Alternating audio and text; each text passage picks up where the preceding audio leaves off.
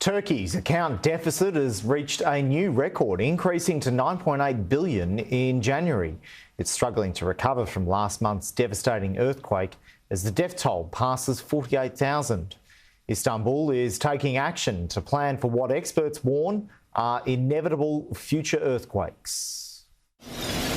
The sound of concrete crumbling into rubble.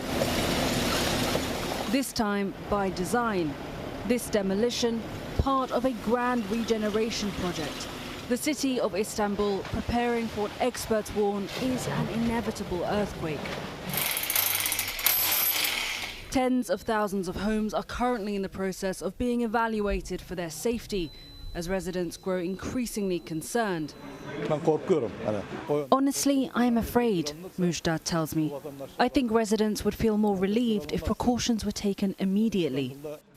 This is one of what officials say is more than 800,000 buildings in Istanbul built before earthquake regulations were brought into force in the year 2000.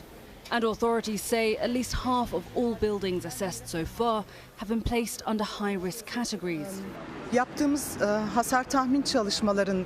According to the damage estimation studies we held, we foresee that approximately 90,000 structures will be subject to heavy and very heavy damage, Muslim tells me.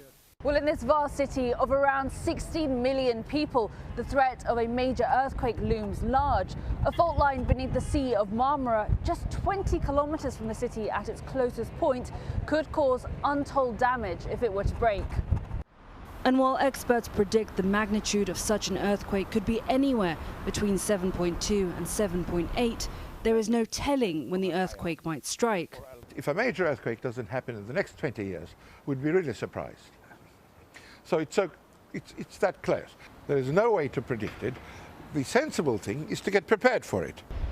But it's not just about ensuring that buildings are able to withstand a major earthquake, but also preparing for what is said to be an enormous humanitarian response effort, with experts estimating the loss of tens of thousands of lives and potentially millions of residents left homeless.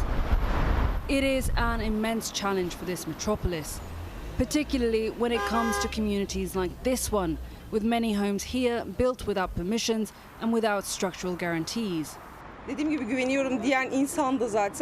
Those who say that they trust their buildings are just consoling themselves, she tells me. Most buildings here are more than 30 years old, and most of them have had levels added to them. I don't think they're sturdy buildings. I want to move, but in Turkey, rent prices are just too high. And with some of Turkey's most disadvantaged now struggling to even buy bread, many are left with no choice but to continue living in high-risk buildings. Seeing what happened over in the southeast, we became very afraid over here, Shukriya tells me. What will happen to our house? What will happen to our children? What will happen to us?